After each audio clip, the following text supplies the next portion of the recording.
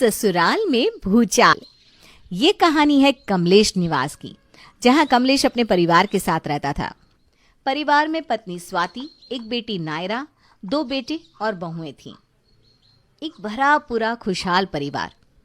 पैसे की भी कोई कमी नहीं थी, होती भी कैसे, घर के ज्यादातर लोग तो वर्किंग थे।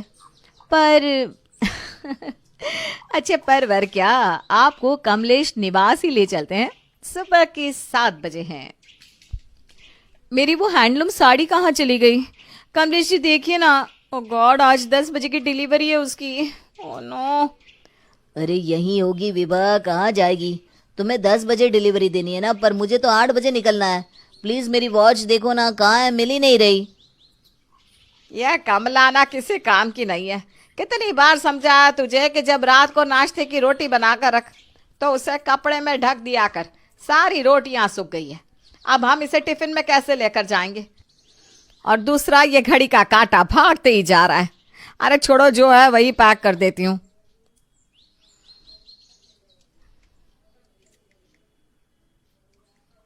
जिंदगी की इतनी भाग दौड़ के बाद एक आपके हाथ की चाय ही तो है जो जिंदगी को सुकून देती है, स्वाति जी।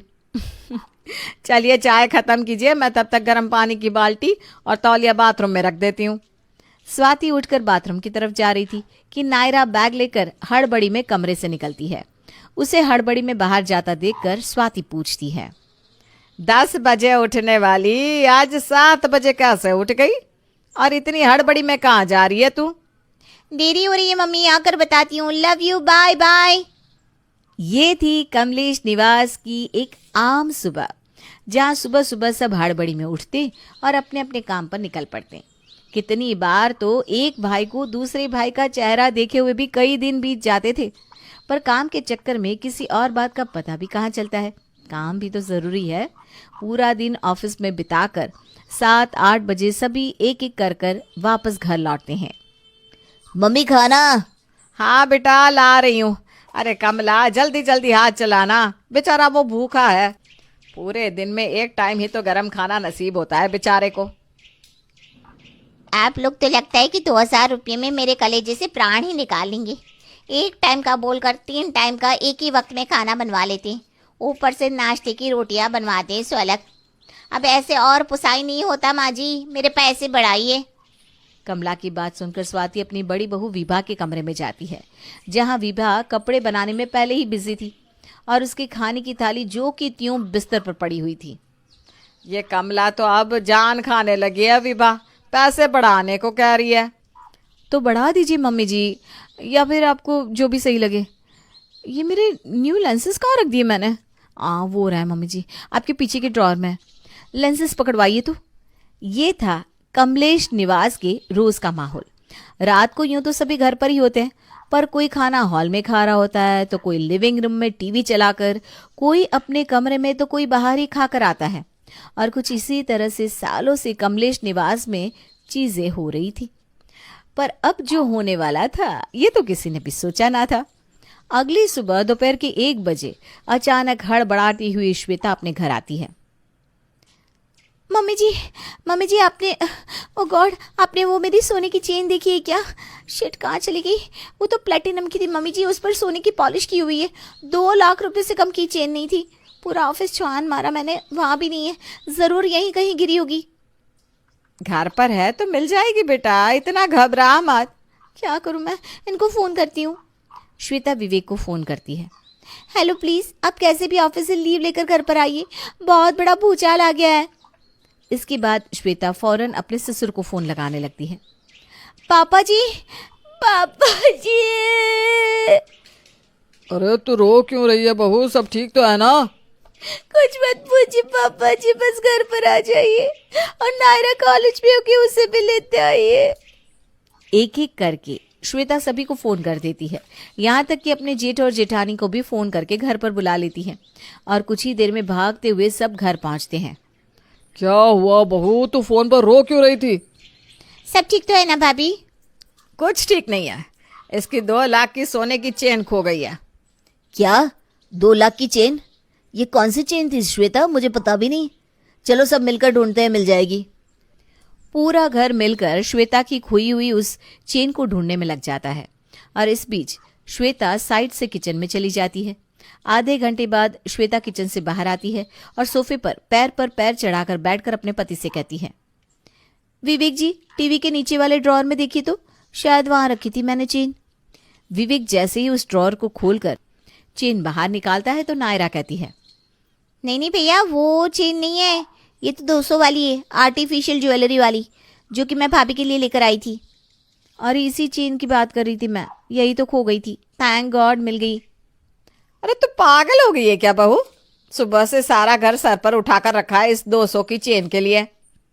पता भी है तुझे मैं कितना घबरा गया था। चलती हुई दुकान बढ़ाकर आया हूं तेरे लिए। 200 रुपए की चेन के लिए इतना ड्रामा? ये ले 200 मैं तुझे देता हूं। ये सब क्या है स्वाति? इतना टाइम वेस्ट किया तुमने। अब तक तो मैं एक साड़ी में फॉल भी लगा लेती। इन सभी के सवालों का श्वेता के पास कोई जवाब नहीं था। वो किचन में जाकर अंदर से 2 बॉल में पूरियां और आलू दम की सब्जी लाकर डाइनिंग टेबल पर सजाना शुरू कर देती है। अब इतना ड्रामा हो ही गया है, अब आप लोग ब्रेक ले लीजिए, कितने दिनों बाद गरम खाने को मिलेगा वो भी दोपहर के टाइम पर। उसके बाद जिसे मुझसे जो भी शिकायत है एक एक कर कर कह दीजिएगा, मैं सुन लूंगी। किसी को कुछ समझ में नहीं आता। सभी एक साथ डाइनिंग टेबल पर मुंह फुलाए बैठ जाते हैं। श्वेता सभी के प्लेट्स में पूरियां परोस रही थी कि पूरियां देखते ही कमलेश कहता है, संतोष और विवेक जब छोटे थे ना तो ऐसी ही पूरियां बनाती थी आप स्वाति जी।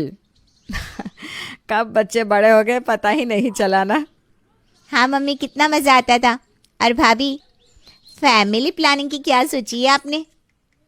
वैसे ही कुछ दिनों से ना मेरी तबीयत कुछ ठीक नहीं लग रही है। शायद मुझे। व्हाट?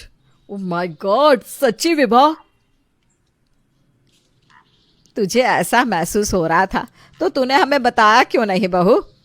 अरे मुझे लगा जब हम सब एक साथ होंगे तब मैं इस बारे में बात करूंगी, पर ऐसा हो ही नहीं पा रहा था मम्मी जी। कहाँ इस घर में कोई किसी को कोई बात बता पाता है मम्मी। कल मेरा प्रमोशन होने वाला है, किसी को खबर भी है? सब अपनी लाइफ में इतने बिजी हो गए कि घर वालों के साथ खुशियां बांटने का वक्त ही नहीं मिल रहा किसी को। अरे वाह वाह वाह, एक साथ 2 खुशियां। और शायद कोई ये भी भूल गया है कि नायरा की उम्र हो रही है, उसके लिए लड़का भी देखना है। लड़का तो मैंने देख रखा है। तू तो छुपी रुस्तम निकली चुटकी। और इस तरह कई दिनों के बाद कमलेश निवास के लोग एक साथ एक दूसरे के साथ बातें कर रहे थे। उनके जीवन में हो रही चीज़ों को जान रहे थे।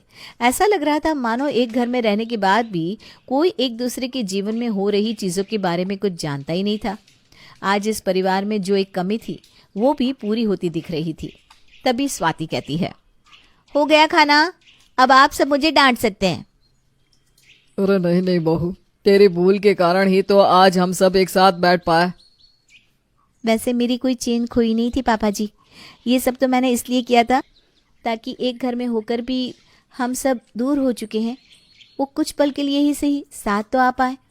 और ये कुछ ही देर में हम सबका स्ट्रेस जो रिलीज हुआ है ना आप सबके चेहरे पर उसकी खुशी दिख रही है कि नहीं पापा जी? ये तो तूने बहुत अच्छा किया बहू। इस भाग दौड़ में हम इस खुशी को ही भूल रहे थे। मुझे तो लगता है कि एक वक्त तो हम सबको साथ में खाना खाना ही चाहिए। फिर तो dinner time with family final. Swati के लाए भूचाल का ऐसा जादू चलता है कि उसका पूरा ससुराल पहले से और भी करीब आ जाता है।